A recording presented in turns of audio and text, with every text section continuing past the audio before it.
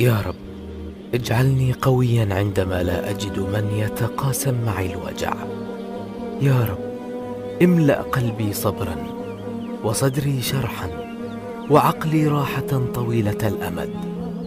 يا رب، أوجد لي زاوية أبوح بها ودعاء يثلج صدري ويقينا بتيسيرك. يا رب، استر عيوبي واغفر ذنوبي ولا تفجعني بفقد أحد.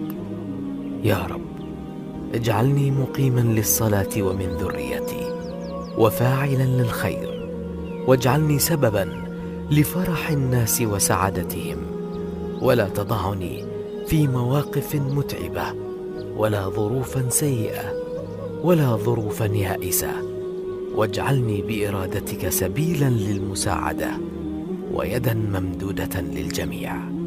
يا رب، لك الدعاء ومنك الاستجابة. يا رب.